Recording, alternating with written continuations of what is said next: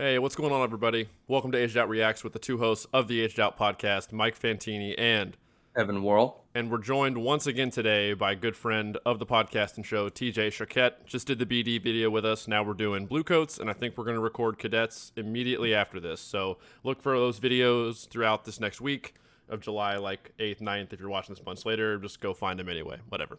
How you doing, TJ? I'm good. I'm good, man. Yeah. I woke up this morning and my right ear was super stuffed and everything somehow sounds dull out of my right ear. So if every comment I make is absolutely wrong, I blame my ear. All right. I'm just hearing a bunch of excuses. So we'll just blame our credibility in the activity, apparently. Yeah, we'll see. We'll see what happens. All right. I feel confident. I still know what's going on.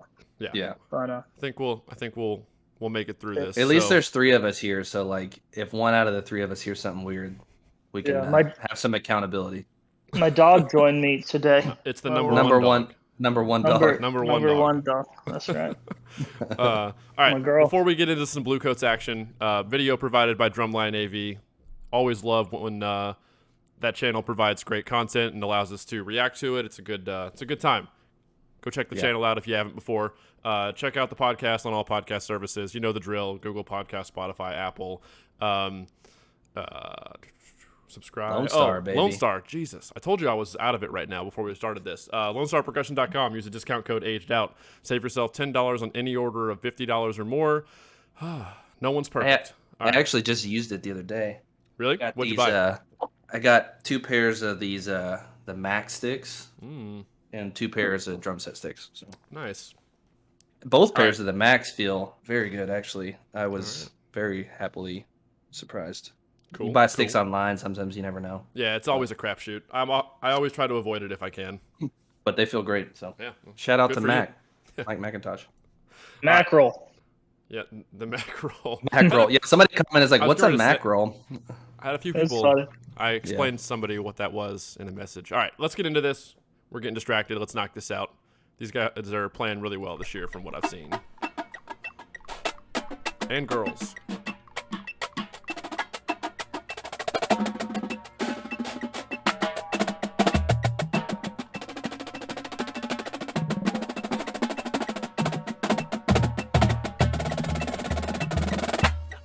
Pretty good roll.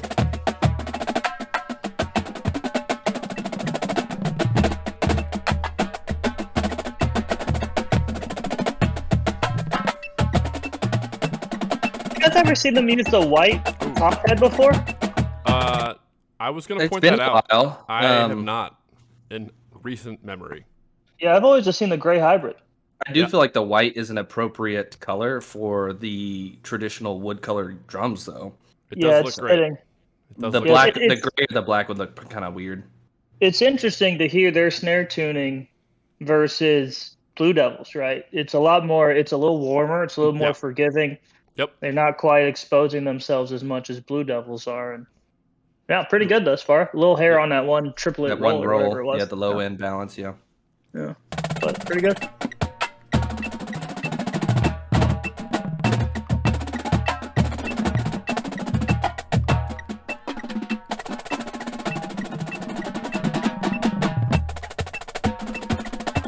There was a little bit of hair on those decrescendo singles in the snares a second ago. I will say though, what sticks out to this over the Coats or the Blue Devils video is just like the overall battery balance, especially in the flatland, like the rolls, snares to quads, pretty good balance and blend going on. Even if maybe there's a little bit of stick out player to player, the section wise balance is pretty strong. Yep, I think they're playing really well. You got some of the same things we said with Vanguard, with who else have we done? Boston, Crown. Some expected early season stuff. Some of the rolls have been really good. Some of the rolls have been a little gray. It's just a random person will fall out of this double stroke. You just hear little tiny things, but overall, I agree. The balance is really good. I love their bass tuning. They always have great bass tuning. As long as I can remember, it just sounds so good, so warm. Hey, speaking of that, shout out to Ben Mayton, Atlanta Quest, Base 2, my man. Holding it down. My dog. These suspenders, though. The uniforms. We'll talk about that later. Bro, if I paid $5,000 and I had to wear that uniform, I'd be so mad. I'd be so pissed off, dude. They're busy. They're busy. I mean, I get the show's like some weird psychedelic thing, but you ever seen the movie Fear and Loathing in Las Vegas? Yeah, no. It looks like that. That's what it reminds me of. Yeah, I mean, it's just really ugly. That's all there is to it, unfortunately. It's just a hideous uniform. And we'd also be remiss to not point out the patented Tom Rarick cross-stick section. Oh, yeah. That has been a staple for like 5 years now, or however long. A little paradiddle. There's going to be a buzz in there somewhere. That's groovy. Very groovy. Oh, a little 4/3. Good. Yeah. Maybe it was a 5. I don't know. I think it was a 4/3. Lost that roll at the end there.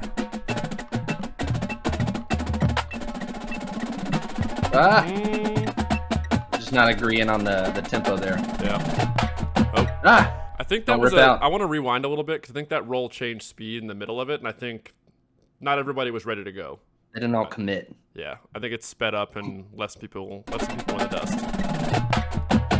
Maybe not. It might not have been. There's some balance stuff too. Like even visually, if you look at some of the quad's hands, some of them look a little more into the drum. Yeah. A little AB.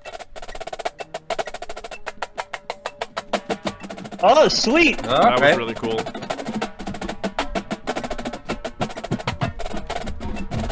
Ooh. Oh, I love that. I like that. The little Rhythm X09.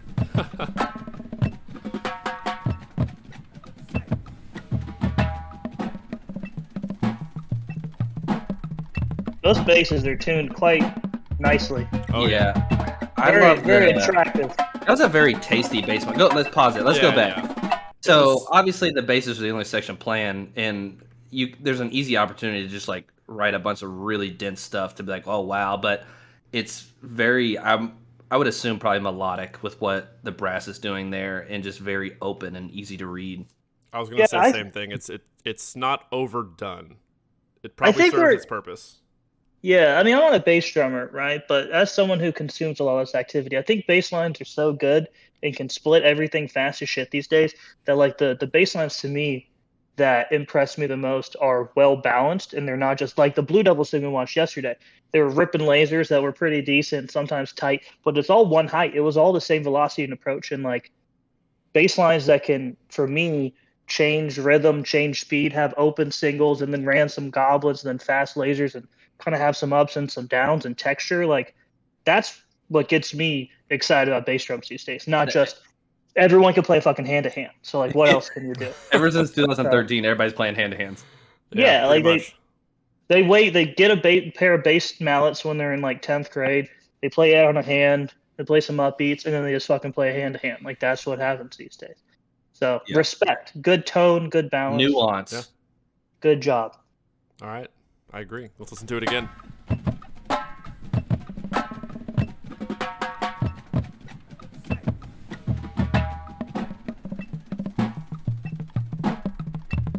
You can hear the accents. Yeah. Really cool. Very tasteful. That's not even like a bass solo, but it's just like a little moment where there's some texture. Sorry, we talked to the quad. Yeah, I'm going to back up because I actually think their quad line's pretty good from what I've seen. The whole battery's good, but I mean, like, actually exceptional. I saw a video from the side of the day, and they sounded great.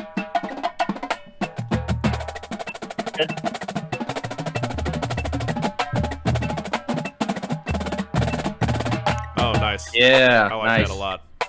The 1 7-stroke and then singled it the next 2 times and crescendoed.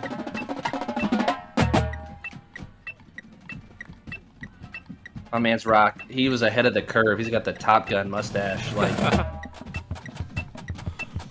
good movie, by the way. Whoa! What rhythm was that?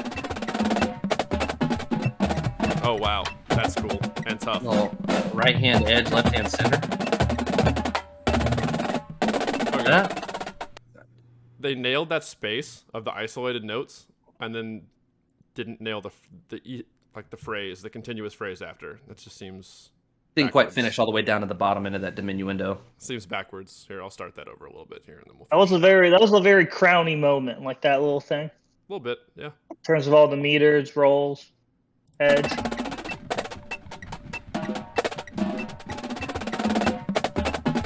Nice.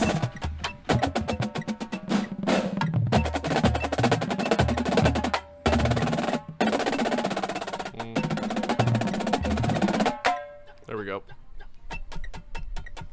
Ooh, Nice control. yeah.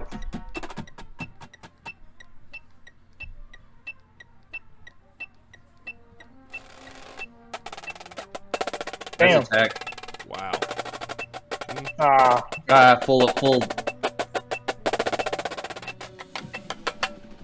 Little hair on the full snare line attack, but yeah, the individual pods pretty strong, especially that first group right in front of us.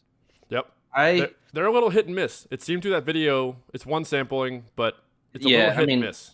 It's 4 minutes of the show. The only thing I feel like I'm really missing is, like, when we watched that BD video the other day, there was so much, I would say, like, aggression and energy in the book. Even though there was ticks, like, the book has a lot of energy. This feels like, because of the source material, it's just all very backbeat centric. Very and groovy. It's very, very groovy. I think actually last time, TJ, you were talking about in the BD video, there's never really an opportunity for like your hands to set. This feels like the whole time there's opportunity for your hands to set, and I miss a little bit of that. Like, all right, just like ram it down my throat, and like, where's the drive? And momentum. I lose momentum in some of the phrases a little bit. I agree. I mean, it's a chance where you can bob your head and kind of enjoy it, right? And I mean, there's ups and there's downs, and I don't think when I say like set your hands, I mean just like you're playing just like the same triplet or eighth note bass underneath, right? You're just playing paradiddles, eighth notes, rolls. Like that to me is like to set your hands and go. There's some meter changes. There's the not the cells, but like, Metric times where they modulation, modulate the diddle and get a little faster or whatever. So there's, for me, enough nuance. I personally enjoy stuff like this probably more than the Blue Devils way of writing. But to me, like if you even take my personal opinion out of it, like this is what I call like acceptable dirt probably for this time of the season. Yep. I think like going back to Blue Devils, like there's stuff in there that honestly should like never be that bad. But I agree, like Blue Devils book is probably way harder than what I just saw, right? In terms of just control, of changing rhythms, right? And some chop stuff. But these guys play well. I think they play well. I think a lot of the stuff is a lot of expected, like you said, early season expected ticks, some attacks and some like missing attacks after some space and just some weird not finishing rolls out or holding on all the way down on some singles or whatever. Like it's nothing to worry about that worries me about like, oh, they're not going to be really good in August. The beautiful thing about drum corps is that you can almost guarantee that every group that we've reacted to is going to get more consistent just because they 100%. Drum every day together. It just happens. It's almost weird if it doesn't happen. Yeah. So if you had to compare, we've done. I'm gonna throw a question out there, and then we'll close this one out and go make our cadets video. If you had to compare like Blue Devils, Bluecoats, Crown, Boston, and what's the fourth one we've done? Fifth one? Vanguard. Gee, my brain is really off tonight. All right. Like rank them. Do you think Bluecoats is as good as Vanguard? Where do you see? I mean, are we talking like drumline or? I mean, obviously. Well, I mean, we're watching the drum lines. We're ranking drum lines here. Like we're not watching the fronts. I mean, for me, I think Boston's still my front runner for drumline.